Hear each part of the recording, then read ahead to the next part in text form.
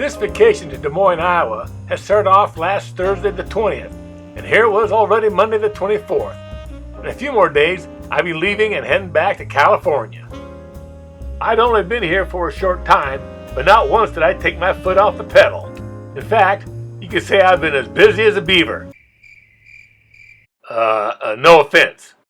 I had participated in Iowa's version of the running of the bulls, called the running of the cows. Helped build a flying car, and then used the time to buzz some chicken farms. That's right, run you mother cluckers. And along with two of my good friends, was even abducted by aliens. I'll tell you right now, when we were beamed up to that spaceship, I thought for sure I was a dead duck. No offense. Up there in that spaceship, the first thing I'm thinking of is alien anal probe performed in the name of alien science. But lucky for me, I was able to convince them that I too was a space traveler. Then I found out that the aliens are big fans of the soft rock group Air Supply. No kidding. For some reason, the aliens just go gaga over their music. Go figure. And I thought they were the intelligent ones. Anyway, to make a long story short, I promised them some front row tickets to the next Air Supply concert if they'd let me go. Because of my generosity, the aliens let me go, but they kept my friends. All I can say is that after going through those alien anal probes, those poor guys won't be sitting down for a week. This morning, I was meeting what had been some good neighbors at their favorite breakfast place, the Corner Cafe in Urbandale. Here they are, Darlene on the left and her daughter Jan on the right. Believe it or not, Darlene is 96 years old. Wow, keep up the good work. Something like that deserves something really special. But not balancing a clip art image of a penguin on top of your head kind of special. Yeah, a gold crown on her head. Now that's pretty special. Here's a picture of me there. Who has time to talk when there's food to eat? We spent 4 hours there, just talking and talking. I can't believe how fast the time went by. We ended up closing the place down at 1:30 and had to leave. But we did make plans to get together again next time I was in town. After that, I got together with my cousin T-Bone and his girlfriend Connie, and we headed over to the Des Moines Waterworks Park. There's this great fountain located there, and it's surrounded by beautiful flowers. It's especially nice for photographers. While we were there, we saw a photographer and a model taking advantage of the surroundings.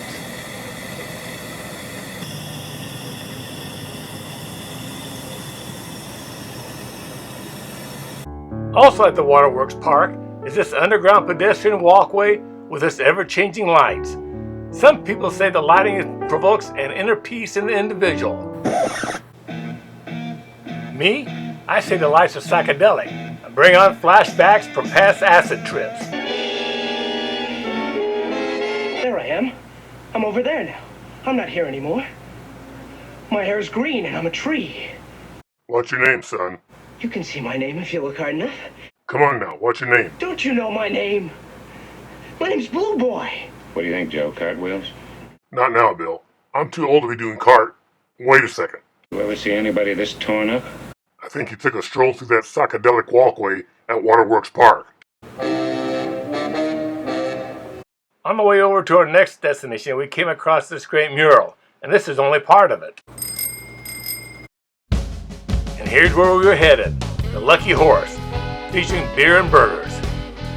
You can tell it's a popular spot. Look at all these people. Here's Connie and T-Bone checking out the menu. Speaking of menu, here's what I got, the barbecue burger. Now most people think I would have went with the bacon cheddar burger, but the barbecue burger not only has Canadian bacon and smoked bacon, but tons and tons of messy barbecue sauce. Bacon. You either love it or you're wrong. After leaving Lucky Horse, we came across this mural, had to stop and take a picture of it. And after that, we called it a day. The next morning, I was up bright and early to get some breakfast at the Waveland Cafe. I got a real kick out of these pictures painted on the front window of Waveland Cafe. Here's a picture of my coffee mug, and right across from me was this wall covered in coffee mugs. I guess they belonged to the individual customers who would use them when they were there. I love this sign in the cafe.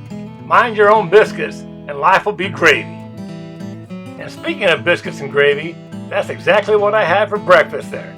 And they were so good, it made me wish I was growing up on the farm. Yahoo!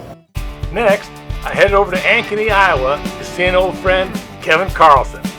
Kevin was an old friend and an old neighbor of mine. A few years ago, Kevin moved from Des Moines to a brand new home in Ankeny. It's beautiful, but amazingly enough, what with me living in an old, run-down, tiny apartment half the size, I wasn't jealous at all. I'm not. We had a great time talking and catching up on things.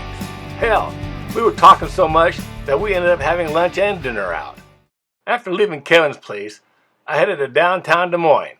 It was getting late and starting to get dark out, but I wanted to see part of the city lit up at night. Here's a Chinese pagoda silhouetted with pink sunset clouds behind it. The pedestrian Iowa Women's Achievement Bridge. I turned around and looked back at the Iowa State Capitol building in the background.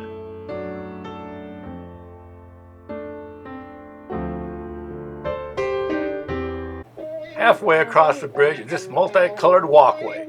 Once again, the city of Des Moines with its psychedelic lights. The people of Des Moines like to portray their city as a kind of Mayfield, the town that Beaver Cleaver grew up in. But I know different. The multicolored lights are really an underground plot to get aging hippies to tune in, turn on, and drop out. Wow, man. Linking the east and west sides of Des Moines, the Iowa Women's Achievement Bridge is 434 feet long and was opened on June 28, 2010. Looking at the Iowa Capitol building in the distance.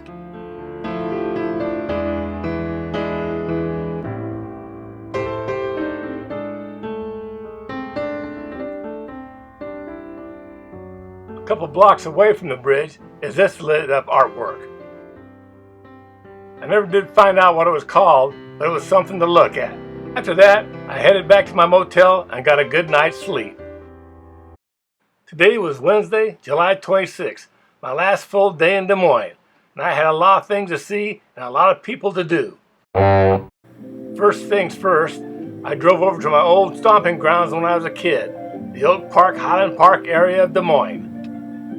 I was going to the old Highland Park Bakery. Several of my friends meet there every Wednesday morning as the breakfast club, and today I was going to meet up with them. Wow, this place is a lot bigger than what I remembered. Let me tell you about these guys. They're the kind of friends that you want for a lifetime. They put the word friend in friendship. Hey, there they are. Hey guys, how's it going?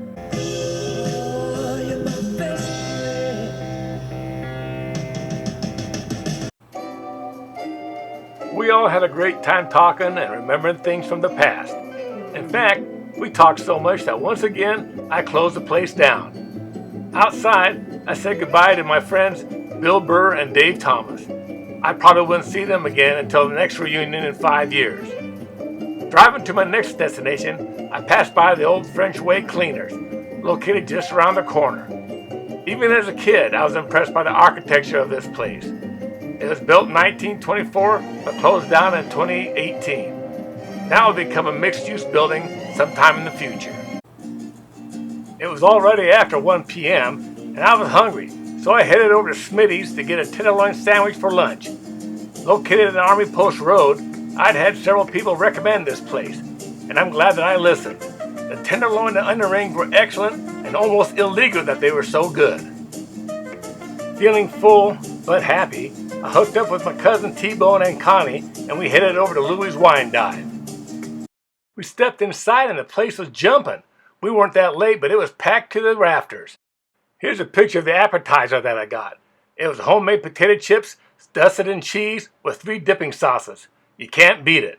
Trust me, don't even try it. You can't do it. Now let's listen to the band finish up that classic tune, All of Me. So why not take the risk? So why not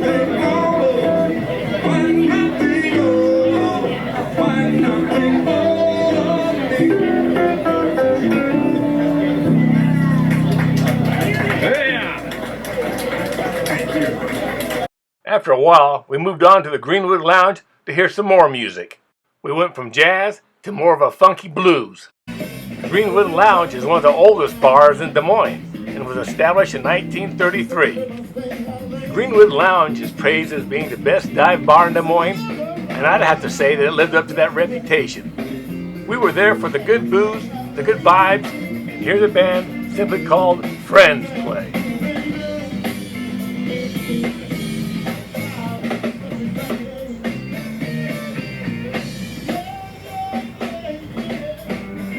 Here we are, taking a break from all the dancing that we were doing. That's right, we were out there dancing like nobody was watching.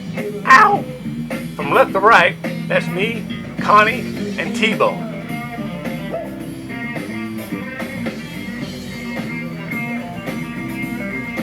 It helped that the beers were so cheap. I got so drunk that as I walked across the dance floor to get another drink, I won the dance competition. Like I said, good beer, good music, and it's a classic joint. Where else can you find dog murals like this? After a while, I had to call the night. Despite having a great time, I knew I had a 7 o'clock flight in the morning, and that was going to come mighty early. Sure enough, the morning came early. I had to be at the airport at 5 a.m. Damn, does that time even exist? Even the sun was tired. It was very overcast outside when I flew out of Des Moines. Houston, we have liftoff.